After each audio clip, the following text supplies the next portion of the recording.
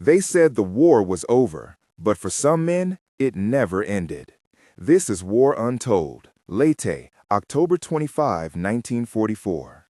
The sky smelled of hot metal and salt, a sharp metallic tang that rolled the exhaust of radio engines and the fading smoke of distant ships. Sunlight struck the P-47s and sent back a glare like a promise, while below, the sea steamed in long, pale sheets where oil had met water. Lieutenant Commander Hiroshi Sato tasted the heat in his mouth through the canvas of his oxygen mask and felt the stick under his gloved hand like the last sure thing in the world. Before we dive deeper, tell us, from where are you watching this story unfold? Comment your city or country below, hit subscribe, and leave a like to help these untold stories reach more people around the world. He had 87 confirmed victories carved into him by years of combat and by the faces of men who did not come back. He had watched sleek Allied fighters blossom over the horizon before and felt the old habit of mockery rise in his chest. They looked cumbersome like new cargo planes, he thought, their fuselages thick and honest, engines like stoves. They were called by some of his younger pilots words that tried to make laughter a fear. It was easy to laugh until the numbers and the noise made no room for jokes. 2,200 horsepower at sea level in a Pratt & Whitney R2800 radio engine, 8 Browning machine guns, combined ammunition load approaching 3,000 rounds, and a weight that made it fight like a brick when it wanted to and like a rocket when it had the runway and the dive. That technical ledger was a promise more than a specification, a promise that in the calculus of war, sometimes brute mass and relentless supply outweigh finesse. A veteran colonel on the ground later wrote simply in a report that the machine was not graceful, but it could not be ignored.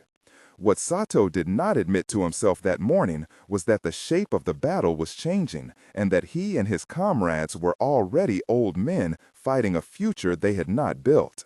He would write years later in a short and bitter line that became the title of a small book among a small readership, "We Fought Against the Future." The scene that opened the day promised a test not only of skill, but of industrial will and doctrinal imagination. Did someone in your family fight or live through World War II? Share it below. Every story deserves to be remembered. The story of the aircraft that haunted that sky begins in a factory office and in a wartime Congress of Minds where weight and power had been chosen over delicacy.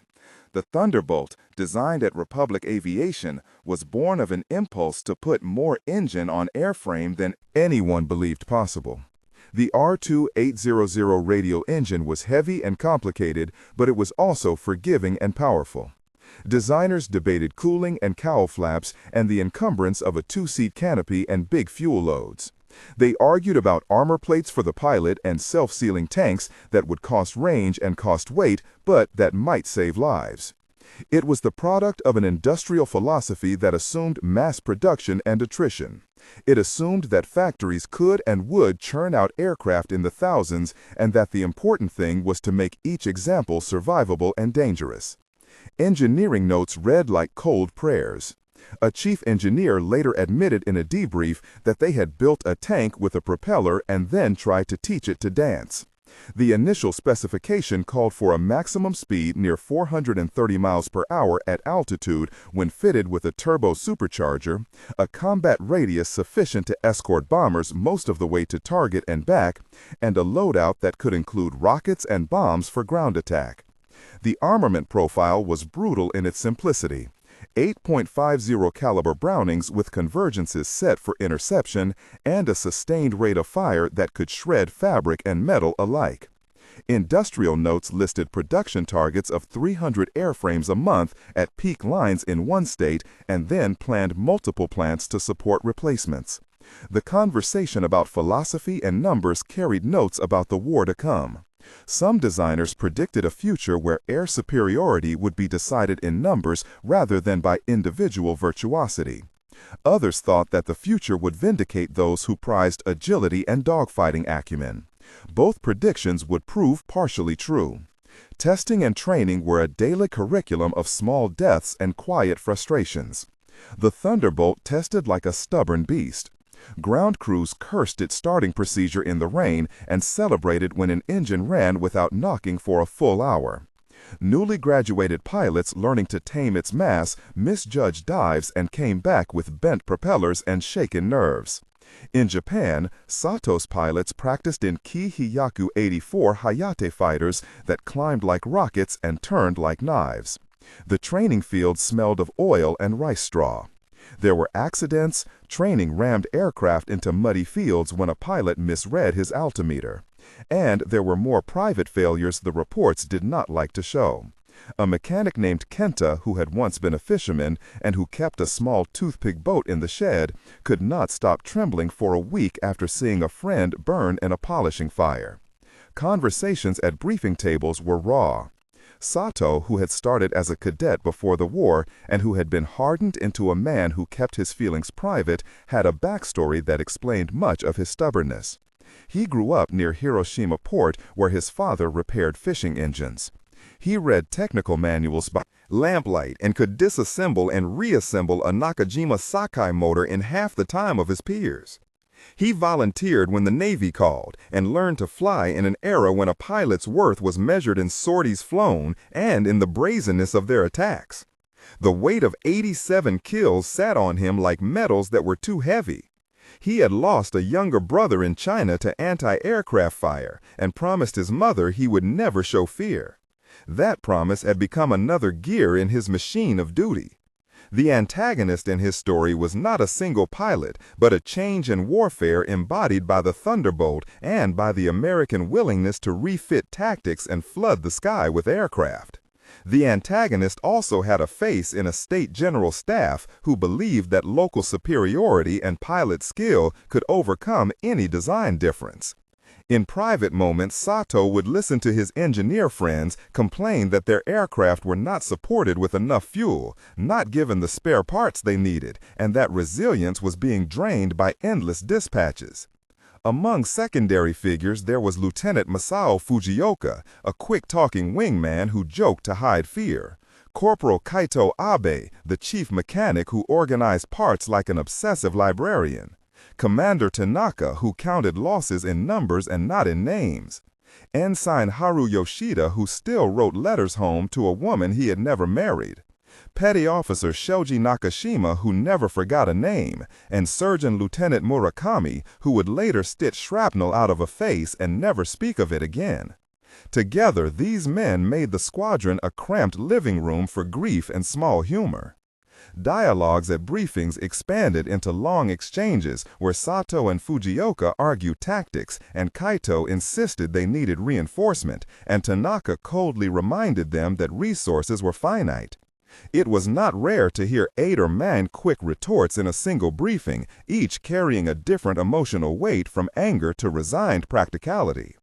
At the end of this block, the viewer should pause and consider the weight of community and the material facts that made heroism costly. What would you have done if you were in Sato's place that day? Leave your thoughts below. Your answer brings the past to life. If you feel the same mixture of anger and sympathy that we feel when we hear these accounts, pause and tell us in the comments which single element of this story surprised you the most. One word or one name will do. Your comments help guide future episodes and bring other aspects of these histories into view. The best comments become part of our research and help others see new perspectives. Now the narrative returns to the sky and to the point where reputations would be made and remade. The first encounters with the Thunderbolt were awkward and brutal. Early sorties saw Japanese pilots meet the P-47 and misjudge its strengths. They expected a lumbering bomber escort and found a fighter that could absorb punishment and return it with concentrated fire. In the first contact reports, the Japanese counted initial losses that were small in number but enormous in consequence. The American doctrine of boom and zoom that emphasized diving attacks at high speed and then climbing back above the fight broke the axis of classic turning fights. Sato's training emphasized tight turns and deflection shooting. He and his mates tried to draw P-47s into slow, tight dogfights where the Hayate excelled. But the Thunderbolt's turbo supercharger and high weight profile allowed it to trade height for speed and to deliver compressed bursts from stable firing windows at long ranges. Exchanges of radio chatter between pilots and ground controllers during those early skirmishes became a catalog of astonishment. "Climb and hold your flank," a squadron leader would order. "They are not trying to turn with us," an astonished wingman replied. "Ignore their taunt and take altitude." "We have 3 down on the left ridge," a voice said, taut with the shock of loss. Tactics that had worked against older adversaries now felt archaic. Intelligence officers noted the Thunderbolt's armor and generous fuel tanks that increased loiter time and allowed for ground attack conversions. Initial statistics were sobering, a shift from occasional skirmish victories to a steady attrition that undercut pilot experience. Pilots who had once learned to rely on each other now had to question the assumptions of doctrine itself. The reaction among commanders varied from outrage to stubborn dogma. Some wrote memos demanding immediate countermeasures, while others argued for conserving pilots and preventing reckless engagements. The enemy called them names in their reports and in their laughter, but then revised those words when their casualties did not stop rising. A single incident crystallized the change and would be retold by both sides in different tones. It was a late afternoon mission when Sato and his flight climbed into a sky that was a bruised blue. They were escorting a small formation of light bombers over the Leyte beaches when intelligence picked up a flight of P-47 sweeping low and fast. The first minutes of the dogfight are the stuff of nightmares in textbooks alike. Engines screamed, wind hammered the canopy, and the smell of hot varnish and petrol layered with the wet copper scent of blood. Sato remembered the light hitting his instrument panel like a judgment. He saw Fujioka on his 6, then suddenly vanish in a puff of smoke. The combat scene expands into a series of direct dialogues between Sato and his wingmen and the chorus of calls from the American side that were heard later in intercepted recordings. "Sato, this is Fujioka. I am hit," came the voice through static. "Hold position, cover the bombers," Sato shouted back, his breath coming sharp. "No, climb above them and dive through," Commander Tanaka's voice cut in with a calm that only comes from experience. "They will not give a turning fight," Sato answered, the recognition settling cold in his stomach. The Thunderbolt pilots reported later that they had executed a plan to maintain altitude and to dive in pairs, delivering concentrated bursts into wing roots and cockpits. "Concentrate fire on one and then peel off," said an American flight leader in a message parsed later by intelligence. "Steady triggers count every burst," another voice advised. The actual visual of the combat is brutal and detailed. Tracer ribbons carving lines through thin blue, fabric flaring, control surfaces twitching in a sudden storm of damage. Sato's Hayate shuddered as a stream of lead struck the tail, and a chunk of elevator went with a piece of his hope. The plane lurched, and he felt a violent yaw. He fought the stick and then felt heat flood the cabin as instruments caught fire. He had to decide to stay and try to nurse the aircraft home or to bail into a sea that promised survival but also capture. He chose to dive away and to ride the aircraft down to a low altitude where he could manage an emergency sea landing. The sequence of his decisions and the voices flung back and forth between him and the men in the radio in that span comprised nearly 10 exchanges, each one a lifeline or a last judgment. Men on both sides later described similar conversations that matched in their intensity. When Sato hit the water, the impact was a scouring wake of pain and cold, and a small, absurd joy when he surfaced and saw the plane melting in the ocean behind him like a wounded animal. He was pulled from the water by a small picket boat with 2 Marines and a nurse whose hands were steady and whose face betrayed nothing. Survival had a price, the loss of Fujioka, the amputated wing, and the knowledge that the Thunderbolt had not been a myth but a new reality. Write just one word: honor, fear, or future. Which one defines this story for you? Tactics began to evolve after that frantic afternoon. Bombers were rerouted, escorts revised their orders, and training shifted toward energy fighting and group discipline. The Japanese attempted countermeasures, including coordinated diving attacks and the use of flak suppression teams to make interception riskier. Manuals were rewritten, and pilots underwent Lu drills that emphasized altitude denial and spaced formation flying to prevent concentrated American dives. Training became brutal, with repeated drills simulating high-speed dives and recovery procedures. A technical explanation of the core procedure is critical to understanding the adaptation. The energy fighting tactic emphasized converting altitude to speed in a controlled dive, then delivering short, controlled bursts at the target's vulnerable areas and pulling up along a high-radius climb. Pilots were taught to preserve potential energy and to avoid slow turning fights where the heavier P-47 could leverage power during a dive. The procedural rewrite required pilots to know throttle settings precisely to avoid blackouts and to judge G-loads to prevent structural failure. These changes were taught with painstaking detail and practice. Dialogues in the training rooms grew longer and denser as instructors and pilots argued the merits of each maneuver. "You will not chase them down low," an instructor barked. "You convert height into punch and then get out," a veteran replied. "Can you trust your wingman to be there?" asked a young pilot with a tremor of doubt. "Trust is the only radar you will have under fire," answered the instructor, and the exchange was one of 9 that morning in a class where temperament and technique were tested equally. Proving the Thunderbolt's power required missions with scale and consequence. The P-47s began to be used not only as escorts but as fighter-bombers JABO missions, delivering rockets and bombs against airfields, bridges, and convoys that were crucial to Japanese logistics. Large sweep sorties over the central Philippines demonstrated the aircraft could survive intense ground fire and remain effective. Numbers are part of the proof. Reported sorties peaked in certain months at levels that strained fuel logistics, but also degraded Japanese operational reach. A single P-47 could carry up to 10 5-inch rockets under the wings and a bomb load of 2 1,000-pound bombs internally converted for ground attack on specific variants. The combination of heavy armament and rugged armor meant pilots could fly low over airfields and unload fire with a survivability that surprised planners. Witnesses from the ground later recounted entire squadrons turning airfields into smoking ruin in a matter of minutes. Soldiers who depended on the fragile supply lines watched as bridges and trucks burned and as salvage yards became pyres.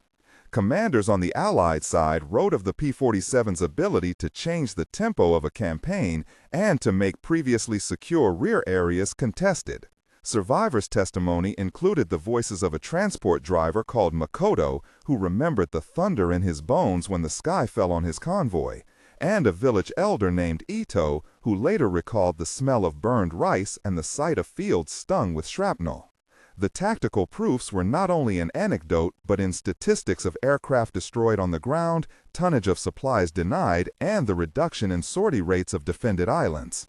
These numbers found their way into intelligence reports and into the margins of policy meetings where admirals and generals argued about resource allocation.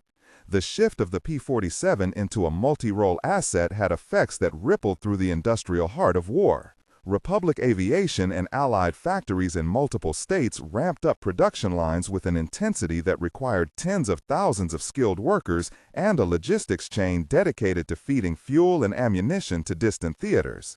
The numbers are staggering and important to understanding the change.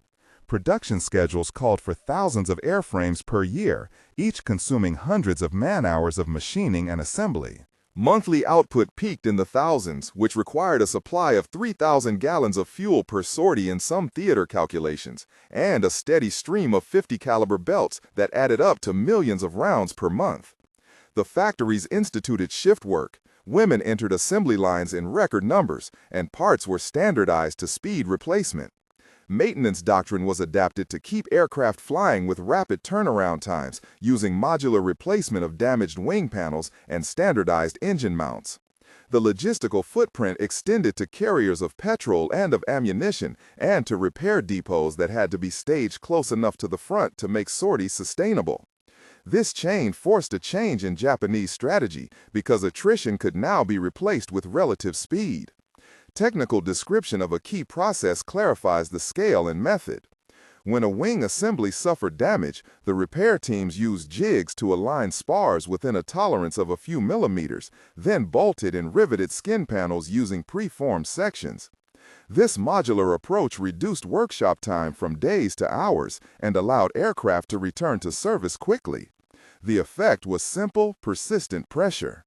The Thunderbolt did not need to be the best dogfighter in every engagement. It simply needed to be available and lethal whenever American planners aimed to force the issue. The impact on the front was more than mechanical, it was psychological.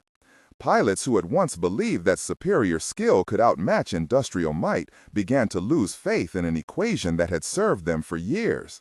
Squadron mess halls grew quiet as men counted losses and shared small consolations.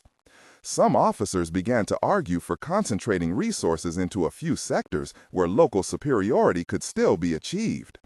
Others, faced with fuel shortages and the inability to replace many destroyed aircraft, advocated for defensive attrition and guerrilla-like tactics with smaller aircraft and kamikaze strikes that would attempt to deny the enemy the comfort of easy targets.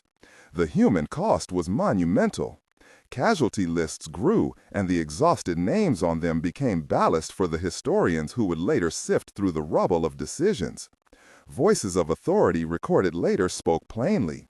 A captured American intelligence memo concluded that the interaction of rugged airframe, heavy armament, and mass production created a system that could not be matched by a smaller industrial base. A Japanese engineer later wrote that they did not have the materials or the factories to make a copy, and that their only advantage lay in superior tactical ideas. The axis of the debate hardened into a choice between trying to outproduce and outmatch, or to outmaneuver and outthink. The epilogue needs to be measured in months and in the slow tick of consequences. 1 month after the Leyte engagement, the squadron was a smaller assembly of men. Sato walked among the remains of fighters parked in the mud and counted the empty seats at the mess. The air smelt like wet cloth and diesel. He received a letter from Murakami the surgeon who described in plain but devastating prose the wounds of the men they had lost and the quiet that comes after emergency operations. The unit tried to reorganize and trained in new energy tactics, but the supply lines tightened and fuel rations reduced the number of daily sorties. The morale of the squadron was brittle, and conversations often circled the same questions. Would new tactics be enough, and could any human courage reverse the tide of machines and numbers? The answer lay half in stubborn hope and half in the slow arithmetic of war. 3 months after the fight, the wear on manufacturing showed in spare part shortages and in fewer aircraft coming off the lines. Republic and other factories kept producing, but the fronts had shifted, and the demand in different theaters created logistical bottlenecks that trickled back to pilots and to ground crews. Sato learned that the aircraft that had saved him would continue to fly, and that replacements for men were simple and cruel ledger entries in another administration building. He began to feel a fatigue that was not only physical. 6 months after Leyte, the strategic map looked different. Airfields that had once launched sorties without fear had been neutralized, and the ability of Japanese air power to project beyond their immediate perimeter was greatly reduced. The Thunderbolt and its kin had become a tool in operations that dominated both air-to-air and air-to-ground battlespace. The cumulative statistics were clear. Replacement rates, sortie numbers, and the tonnage of ordnance delivered told a story that could not be wished away. Sato wrote the line, "We fought against the future," with the calm of a man who had seen the tide and tried to hold it with a bucket. The legacy was not only in numbers, but in people who reconstructed their memories and tried to make meaning out of survival and loss. In the end, the narrative circles back to the opening image, the metal smell of engines and the cold arithmetic of industrial war. We had laughed at the shape of the aircraft and later learned to map our fears into numbers and tactics. The victory or defeat of particular squadrons was not simply the triumph of skill, but the product of power of fire, of production in enormous factories, and of logistics that moved fuel and ammunition across oceans. The final statistics are blunt and grounding. They oblige any storyteller to weigh engineering against emotion. Republic Aviation produced thousands of Thunderbolts, and in theater, the aircraft accounted for significant numbers of ground targets destroyed and for a steady share of aerial victories that forced opponents to recalibrate their doctrine.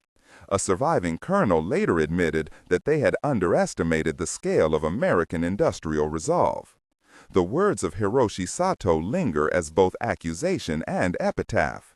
He wrote in a spare sentence that as men they were brave as any, but that they had been asked to fight a system they could not rebuild.